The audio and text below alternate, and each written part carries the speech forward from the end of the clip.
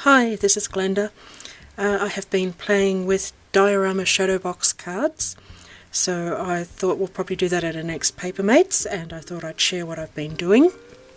It all started because I put this die on order, and it is designed to do, it's called a Shadowbox card, and so I started playing, but I had to wait like 2 or 3 weeks before the die actually came, so most of my samples I did before I actually got the die, which proves you don't need this die to do them. So what these cards are is sort of an accordion frame that you put all your pieces into. So before I get into different ways that you can decorate those, I'm going to show how to do the basic fold. They are super simple, even though they really do look quite impressive, I think. And I will include a measurement sheet in the description box below, because I tried all different sizes. My favourite is the, I think it's about 4.5 by 6 or something, which is close to a standard card. Some of the ones I did as a 5 by 7, and I did a couple of other little sizes in between, and I did different sizes of frame. The favourite was 3/4 of an inch. So I'll show you the basics, and yeah. So I've got my piece 6 by 6, and I'm going to score every 3/4 of an inch.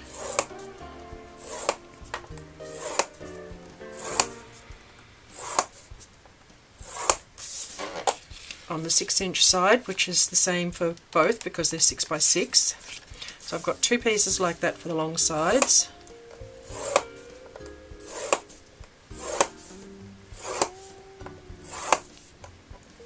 So when you do these, you'll have usually 2 long and 2 short. So the side that you're scoring on is always the one that's the same. So this is 4.5 by 6. So I'm going to again score on the 6-inch side.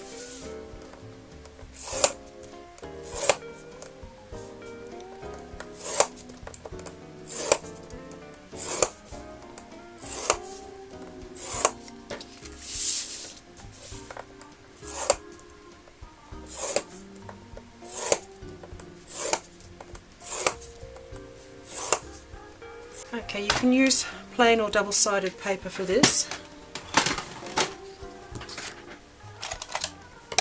The side that you want showing out, this is double-sided, you're going to fold so that you've got a mountain on the end. And it's just an accordion. So you do that for all of them.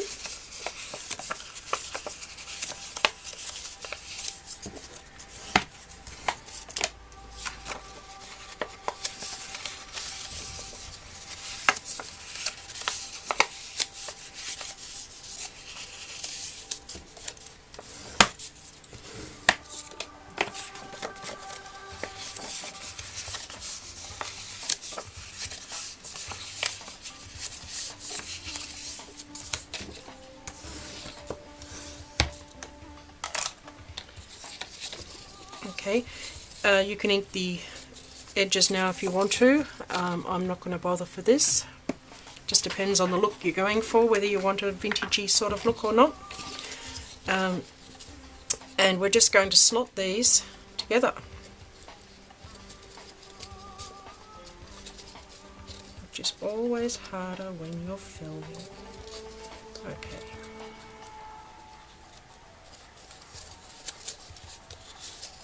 Okay, so they're slotted together like that. You push them in nice and firm so that it's as square as you can get it. You want a little bit of quick drying glue. Just want a little dab there. Preferably a dab that doesn't ooze out. And then a little dab on the other side. And you don't need to worry about gluing all the middle, it just seems to hold it together. If you put one on each of the flaps like that, that's pretty good. So then I'm going to put the other long side on, so same thing, I'm just going to slot it in together like that.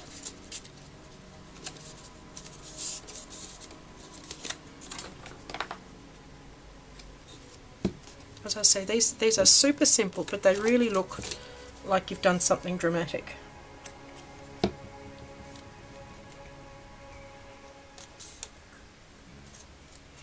So at this point, if you want to slot in any panels, this is where you can do it now. So for this one, I'm keeping it fairly simple. I've got a panel, I'm going to slot it in towards the back. It doesn't have to be at the very back for this one. So I'm just going to slot it in like that. And I'm going to put a little bit of glue. This is where I'm going to change glues to matte medium, which will always dry clear for me. I'm just going to put a little bit in there just to make sure it stays in.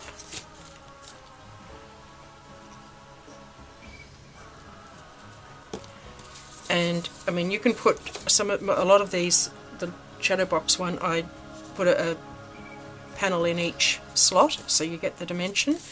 I'm just going to put the one panel in here for the moment, and then you're going to slot on the top piece.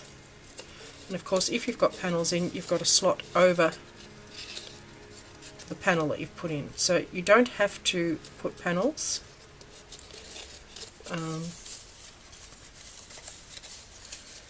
And I'll show you different alternatives in a minute. So we put both these in with a bit of luck.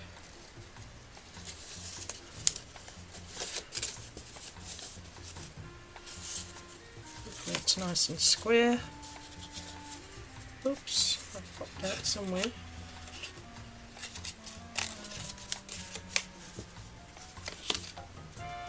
Okay, and we're just going to put our last bit of glue in.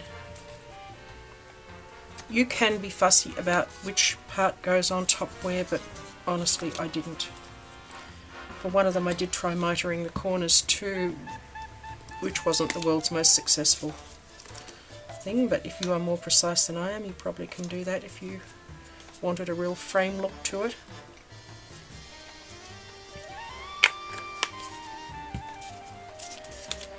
So there I've got my first panel. You can put another panel behind it or put it straight on the base card if you want to. So I've been mostly putting it straight on the base card.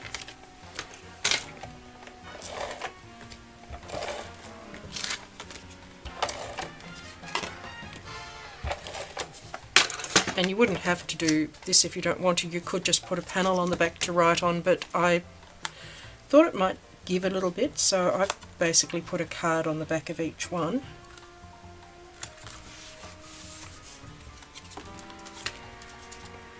So then I've cut some grass and I'm going to slot that in.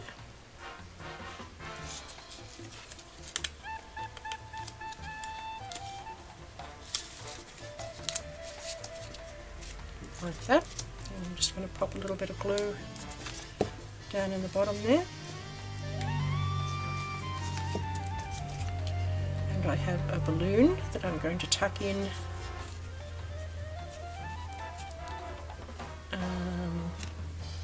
probably like that. I was trying to plan ahead, which is hard. It's not the way I normally work. I normally sort of build it as I go, but anyway,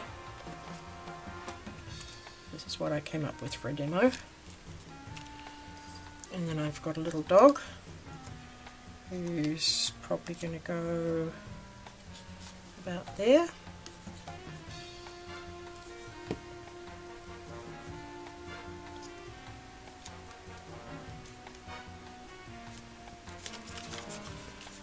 And that's my card. I would possibly put another little bit of grass in or something to finish it off. A lot of them, once I got finished, I kind of did a bit more to them. But that's basically how you put it together. As I say, they're pretty easy.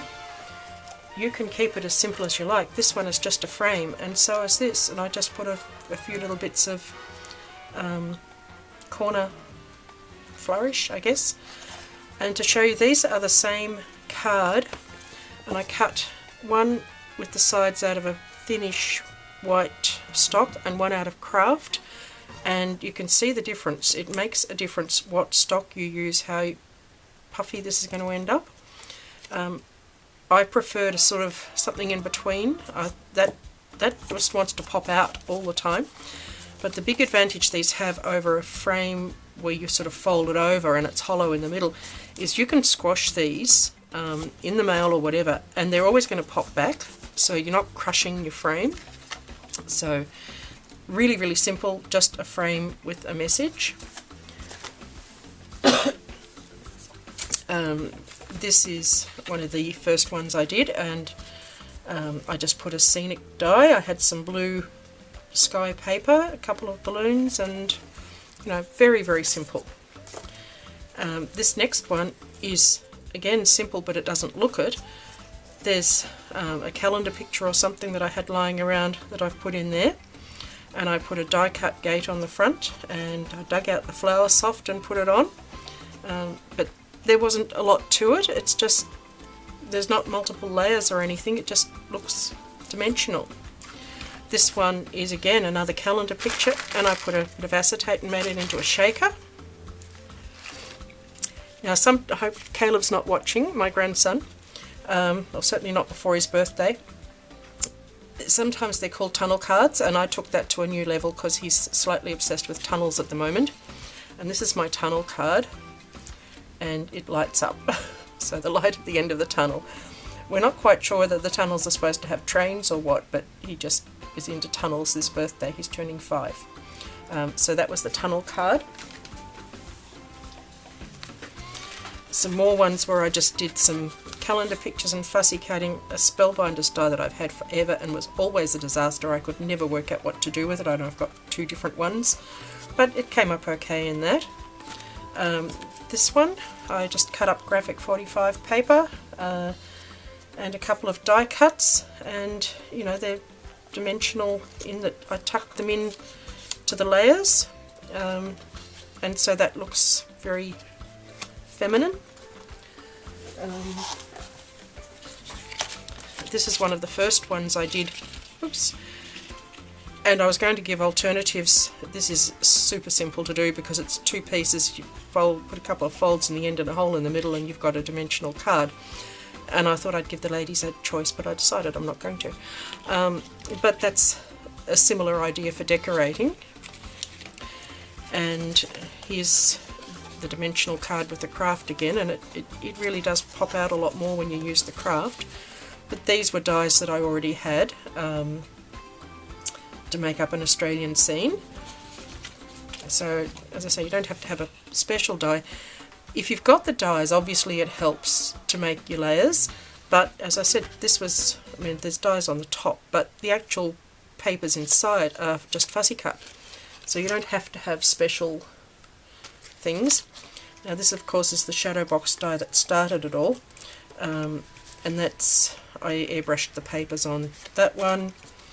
This one I've only used part of it and did just a scene in the back, so there aren't too many layers here.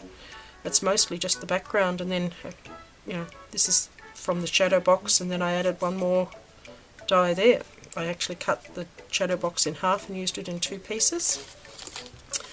That's the shadow one pretty much as it comes if you follow the instructions. Well, it doesn't really have instructions. If you follow the pattern and just layer it up, except I added a couple of extra die cuts on the outside.